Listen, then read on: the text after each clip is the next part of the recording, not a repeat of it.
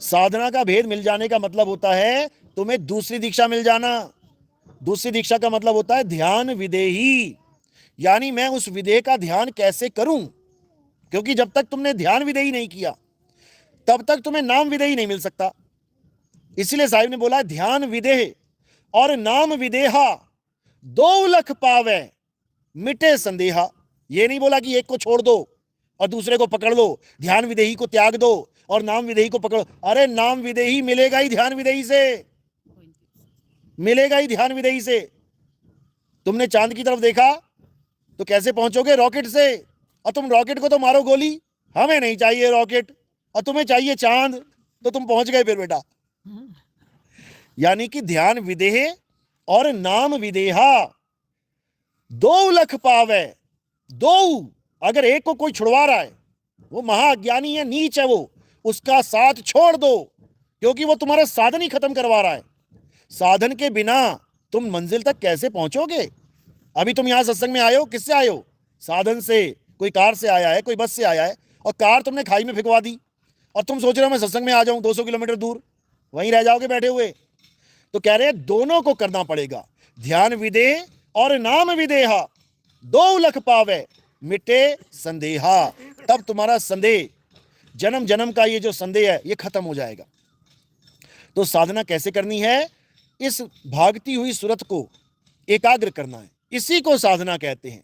ये राम राम जपना साधना नहीं है, ये राधे राधे जपना साधना नहीं है, ये ज्योति निरंजन ओंकार अरंकार सोहंग सतनाम जपना साधना नहीं है, ये सतपुरुष अकाल मूरत शब्द स्वरूपी राम जपना साधना नहीं है, ये अल्लाह अल्लाह वाहिगुरु वाहिगुरु जपना साधना नहीं है, ये नमाजें पढ़ना साधना नहीं है। अपनी सूरत को संसार से हटा के सत्य के साथ जोड़ना साधना है। बस इतना ही काम करना है।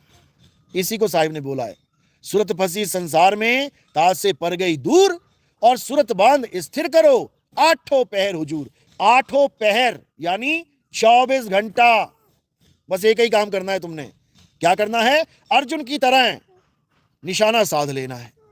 अब इसका मतलब ये नहीं है, कई लोग कहते हैं ये गुरुजी ना ये दुनियादारी छुड़वा देंगे हमारी सारी, ये तो बैरागी बना देंगे भाई। अर्जुन के आगे निशाने में देखो आप, अर्जुन के आगे पेड़ भी है, अर्जुन के आगे पूरा पक्षी भी है, अर्जुन के आगे टहनियां भी है, पत्ते भी हैं, डाल भी है, तना भी है, उस चिड़िया का सिर भी है, पंख भी है, पैर भी है, पूंछ भी है, पेट भी है, गला भी है, गाल भी है, बाल भी है, सब कुछ है, और आंख भी है, सब कुछ है उसके सामने। लेकिन ध्यान कहां रखा? आंख पे।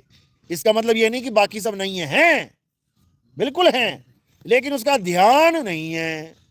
यानी तुम्हें सबके साथ रहना भी है, लेकिन किसी में ध्यान नहीं फंसाना है। बस समझ लो तुमने साधना कर ली, और अगर तुमने ध्यान फंसा लिया तो क्या होगा? तो बाकी लोगों की तरह तुम्हारा निशाना नहीं लगेगा।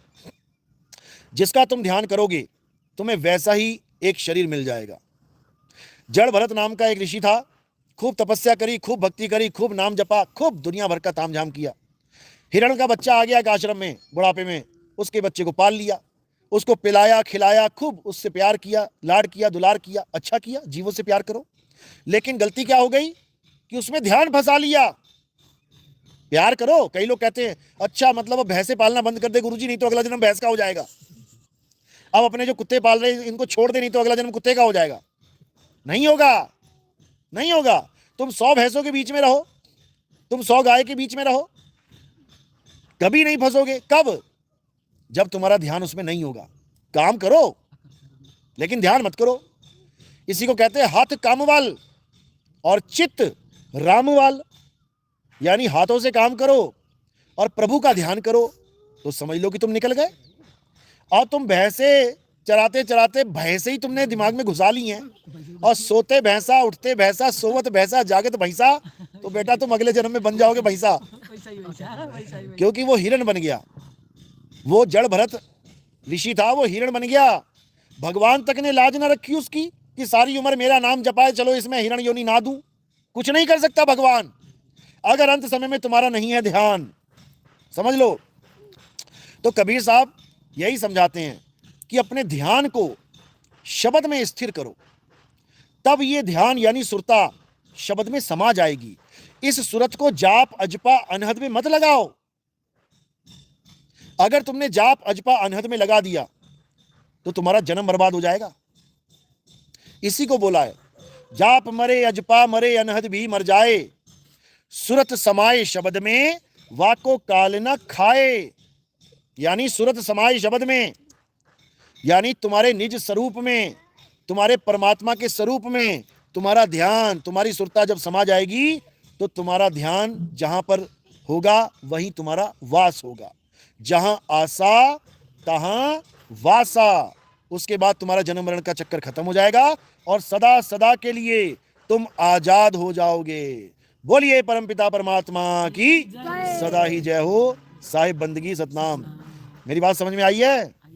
किस किस के आई है? हाथ खड़ा कर दो जरा। बहुत अच्छी बात है, बहुत बढ़िया।